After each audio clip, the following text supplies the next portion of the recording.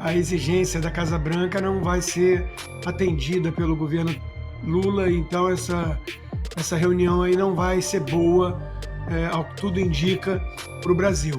O fato de terem designado o Marco Rubio é para não deixar margem a dúvidas, de que vem chumbo grosso nesse encontro.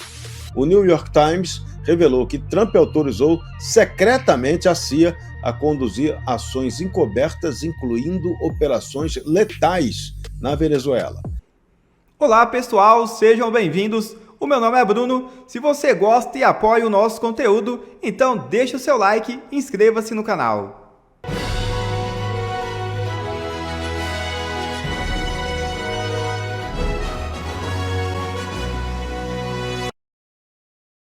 Barroso passa mal e é levado ao hospital para realizar exames. O magistrado deixará o STF nos próximos dias.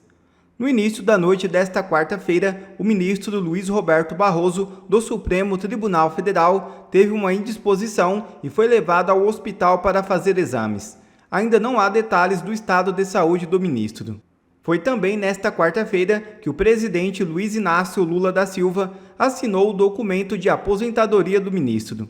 O magistrado, que tem 67 anos de idade, deixará a corte oficialmente no próximo sábado. Da CIA na Venezuela para derrubar Maduro. Informação foi noticiada pelo jornal The New York Times nesta quinta-feira. O governo do presidente dos Estados Unidos, Donald Trump, teria autorizado a CIA a realizar operações letais na Venezuela, assim como no Caribe, em uma escalada de suas ações contra o governo do ditador Nicolás Maduro, com o objetivo de derrubá-lo. De acordo com a publicação, que cita como fontes funcionários do governo americano, a CIA poderia tomar ações encobertas unilateralmente ou em conjunto com parte de uma operação militar mais ampla. A notícia foi dada em um momento em que as forças americanas estão planejando uma possível escalada, desenhando alternativas para que o presidente Trump as considere, incluindo ataques dentro da Venezuela, destacou o jornal. E em jogada de mestre, Eduardo e Paulo Figueiredo dão chapéu em Lula na véspera de encontro decisivo nos Estados Unidos. É isso mesmo. Nesta quinta-feira ocorrerá a reunião entre Brasil e Estados Unidos entre o chanceler Mauro Vieira e o secretário de Estado norte-americano Marco Rubio. Justamente na véspera do encontro, Eduardo Bolsonaro e Paulo Figueiredo tiveram uma reunião no Departamento de Estado dos Estados Unidos. Uma jogada de mestre. Fala pessoal, estamos aqui em Washington DC, na capital dos Estados Unidos, saindo do prédio do State Department e, como sempre, fazendo o nosso trabalho de atualizações, trazendo as perspectivas e tudo mais que for necessário para esclarecer tudo aquilo que realmente ocorre no Brasil. Não é isso, Paulo? Eu acho que para as pessoas que falaram que você tinha sido escanteado, não era mais recebido, agora era só a química do Lula, etc, etc, eu acho que cai um pouco por terra essa narrativa, mesmo no meio de um shutdown do governo americano. O governo americano está em shutdown, continuamos sendo maravilhosamente bem recebidos. Falamos bastante sobre as nossas perspectivas sobre o Brasil, sobre qual é a situação política atual, os avanços que houve e os avanços que não houve no país, em relação à questão da anistia, né?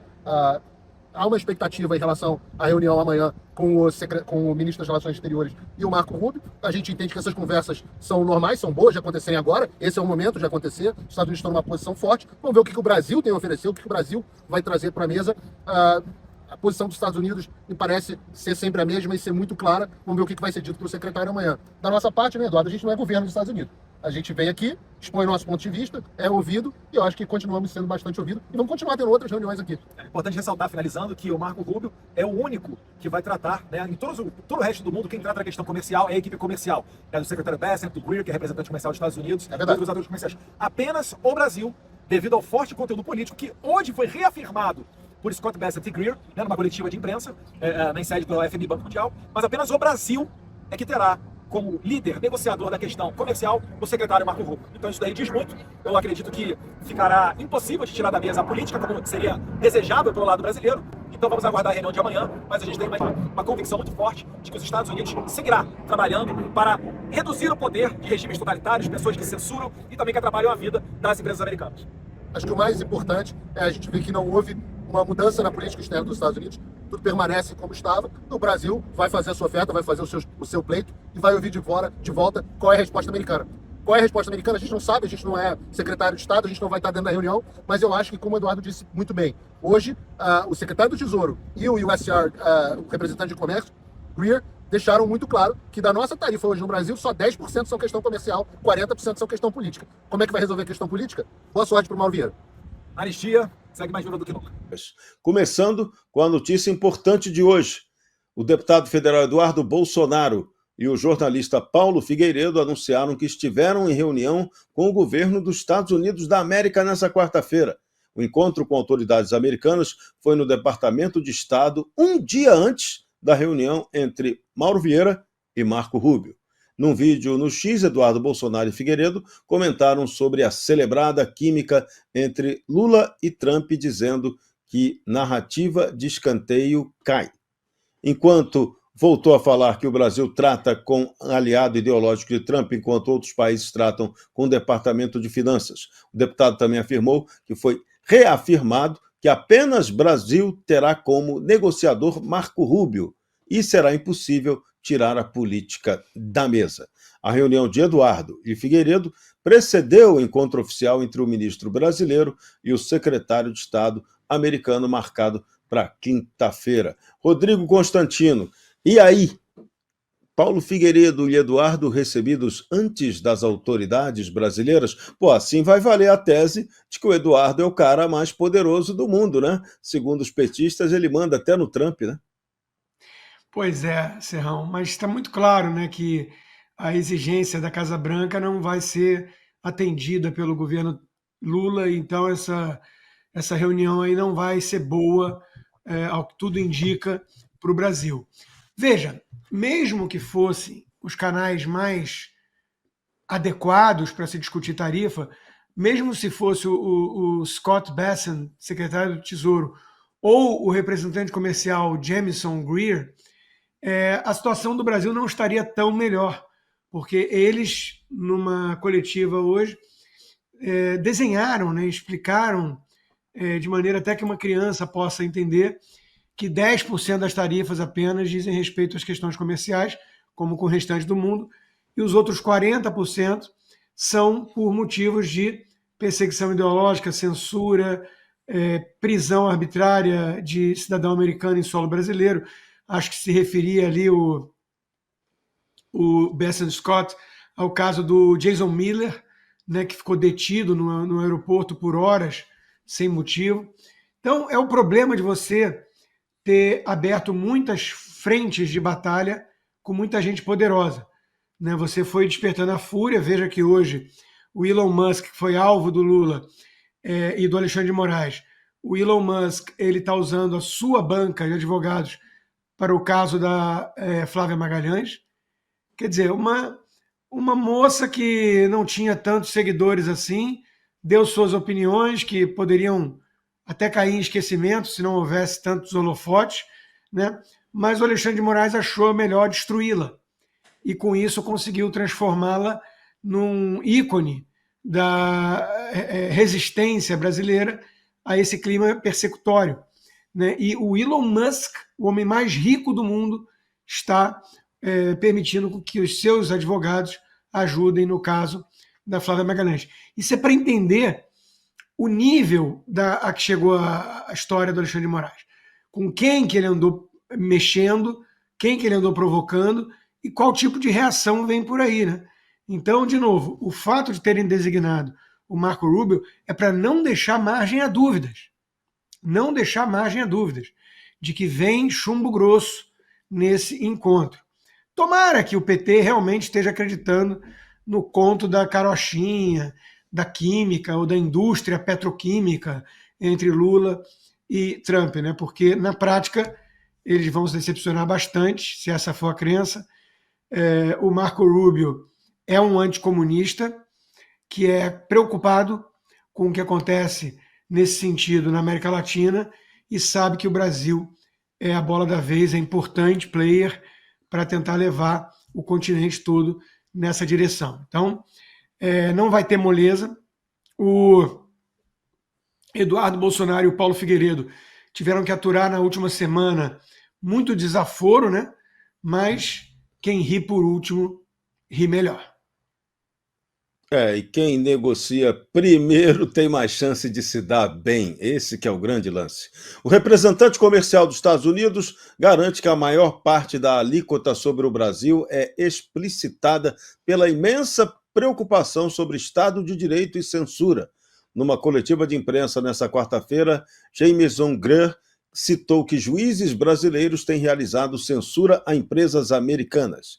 Greer também mencionou que o judiciário brasileiro promove perseguição à oposição política no Brasil, violando direitos humanos. O secretário do Tesouro, Scott Bessent, completou citando também a prisão ilegal de cidadãos norte-americanos no Brasil. O governo Trump justificou novas tarifas ao Brasil, citando censura, perseguição política e insegurança jurídica no país. O judiciário brasileiro, especialmente o Supremo Tribunal Federal, já virou pauta de política externa por seus sucessivos abusos em violações de direitos humanos e liberdade de expressão. Meu caro Gustavo Lopes, quer dizer então que por essa narrativa real americana a gente virou pária internacional em direitos humanos, né? Exatamente, Serrão. Era exatamente isso que o Consta estava falando, né? Eles agora explicaram de um jeito que uma criança entende, se é que alguém ainda não havia entendido. Eles desenharam, né? Olha, é exatamente por isso que nós estamos aplicando as sanções, as tarifas. Não tem nada a ver, né, com aquele discurso muito bonito da esquerda, nós estamos aqui para defender a soberania, estamos sendo atacados. Não, tá lá, são 10%, que é o para todo mundo, e 40% adicionais, justamente como o Brasil vive hoje uma espécie de ditadura, desrespeitando direitos humanos, desrespeitando as leis, perseguindo opositores políticos, ou seja, todos os ingredientes de um regime totalitário, ainda que não tenha esse nome, né? Aliás, os regimes totalitários se chamavam de democracia, né? E a gente sabe que aqui o pessoalzinho do sistema vive dizendo que eles são os defensores da democracia, do Estado democrático de direito, essa abstração que não existe mais hoje no Brasil. Então foi muito bom esse esclarecimento, né? Justamente para relembrar, isso já tinha sido feito, digamos assim, essa explicação já havia sido feita pelo próprio Trump naquela carta em que ele, né, anuncia as tarifas, já estava muito explicado que eram esses os motivos, mas criou-se toda uma narrativa, inclusive por boa parte dessa direita permitida, né, a direita mais limpinha, a direita moderada, tentando jogar no colo do Eduardo como se ele fosse culpado de algo que é o próprio sistema brasileiro, tanto jurídico quanto esse executivo corrupto e, né, enfim, entre outros adjetivos que a gente não pode falar aqui, que criaram essa situação. Então é óbvio, que bom que isso foi esclarecido novamente e que bom, como tu bem colocou, que o Eduardo e o Paulo conseguiram estar antes com o Marco Rubio, talvez para atualizar ele, né, sobre alguns detalhes, justamente para ele se preparar para essa reunião do Mauro Vieira, que vai ser bem difícil, viu? Vai ser bem difícil. A relação diplomática Brasil e Estados Unidos foi muito deteriorada por causa do Lula, por causa do Celso Amorim, que são dois anti-americanos. Aqui no Brasil a gente está sem embaixador dos Estados Unidos desde a posse do presidente Trump, e a embaixadora brasileira lá em Washington sequer já foi recebida pela sua contraparte americana. Então, assim, o caminho é bem difícil, mas que seja bom para o Brasil, mas que seja muito ruim para aqueles que desrespeitam a democracia e os direitos humanos aqui. Por falar em ditadura, que a canhota tupiniquim adora, tem a de Nicolás Maduro, que agora ordenou a realização de exercícios militares nas favelas maiores de Caracas, numa resposta à pressão militar americana. Estados Unidos enviou 2 bombardeios B-52 com capacidade nuclear a 240 quilômetros de Caracas e 10 mil tropas no Caribe, segundo reportagem que circulou por longas horas na proximidade com a Venezuela. O almirante Halsey, do Comando Sul, visitou Antígua e Barbuda para consolidar alianças militares contra a Venezuela de Maduro. O New York Times revelou que Trump autorizou secretamente a CIA a conduzir ações encobertas, incluindo operações letais na Venezuela. Maduro afirmou que o regime enfrenta a ameaça militar mais letal da história e ativou as forças militares e policiais da Venezuela, os chamados policiais em Petare.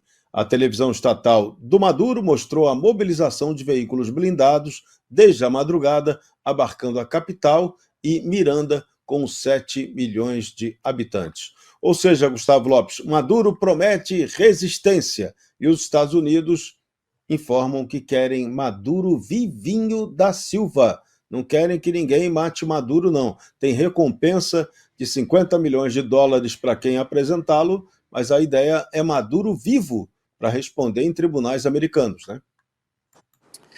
Exatamente, bem lembrado, tem essa recompensa lá colocada pelo Departamento de Estado americano, ela era de 25 milhões, foi dobrada, ou seja, isso estimula muita gente ao redor ali a acabar fazendo, né, essa entrega, esse delivery lá para os Estados Unidos, porque todos os regimes totalitários, se a gente olhar como é que eles caem, eles são implodidos por uma pressão externa, mas também por uma ajuda interna. Então é óbvio que esses caras ali do entorno estão insatisfeitos, porque assim como Cuba, Venezuela também é 96% da população na extrema pobreza, não é pobreza, na extrema pobreza. Então assim, é uma insatisfação muito grande, mas a população é sufocada por esses militares, por esses paramilitares também, por esses coletivos que existem na Venezuela, que boa parte da população que é ainda, né, digamos assim, sustentada pelo regime, é adepta desses coletivos, é adepta desses grupos paramilitares. Então a população que quer tentar fazer um mínimo de resistência não consegue. Esse prêmio Nobel para Maria Corina agora não foi por acaso. Todo mundo, mas por que não deram para o Trump? Não, precisa fortalecer a oposição na Venezuela e esse prêmio legitima a oposição da Maria Corina. Então é preciso agir de forma estratégica, então com essa ajuda externa e internamente também. Lembrando que boa parte do exército venezuelano hoje, dos altos oficiais, eles são os responsáveis não só pelos cartéis de tráfico, né, aqueles cartel de soles, que todos eles estão na mão dos altos generais, porque já que o Maduro não tem como bancar, ele dá o dinheiro para os caras. Olha, fiquem aí, ganhem seu dinheiro, fiquem ricos, mas sigam me apoiando, me protegendo. E além disso, as minas de ouro no norte do país também são comandadas por esses militares que não são militares, né? São os revolucionários colocados lá tanto pelo Chávez e depois pelo Maduro. E é uma pena, Serrão, porque a população venezuelana, porque isso é óbvio que vai escalar, em algum momento vai ser tomado algum tipo de medida mais enérgica e física em relação à Venezuela. A gente está vendo a aproximação, como tu bem colocou, não só dos navios, mas o aumento da presença de tropas na região. Então isso está escalando aos poucos. O Trump está escalando, está fazendo a pressão, e em algum momento isso vai estourar. Uma pena para a população venezuelana já tão sofrida. Eu conheço bem a realidade dos venezuelanos, eu fui algumas vezes na Operação Acolhida, que fica no norte do país, lá em Pacaraima, em Roraima, que recebe os venezuelanos que vêm para o Brasil. A gente recebeu mais de 1 milhão de venezuelanos já. Nem todos ficam aqui, mas muitos acabaram se estabelecendo no Brasil. Eu fiz até um documentário sobre isso, chama Acolhidos, está no canal do Paulo Figueiredo, por sinal. Esse documentário mostra exatamente a realidade da Venezuela contada pelos próprios venezuelanos. É muito pior do que a gente imagina, Serrão. A gente não tem ideia do que essas pessoas passam. Para ter uma noção, para chegar no Brasil, eles têm que andar quase 30 dias pelo meio do mato. E aí, esses coletivos mesmo, que a gente falou antes, atacam as famílias, atacam as pessoas para que elas não cruzem a fronteira. Então chega lá muita criança desacompanhada, porque os pais... As mães são estupradas, os pais tentam defender, são mortos, chegam pessoas com as mãos decapitadas, chega todo tipo de gente, crianças desacompanhadas, crianças sozinhas. Esse é o regime Maduro, esse é o socialismo em qualquer lugar do mundo. E é contra isso que o Trump está atuando. Ele não quer que mais Venezuela surjam no país. É por isso que ele mete a pressão na Argentina, é por isso que ele está metendo pressão aqui no Brasil, é por isso que ele mete, porque ele não quer, não é interessante nem para os Estados Unidos e nem para nós mesmos. A gente precisa se livrar desse tipo de regime. E eu acho que o regime Maduro está a ponto de cair. Está maduro para cair, para usar um trocadilho meio bobo, mas eu acho que já está maduro.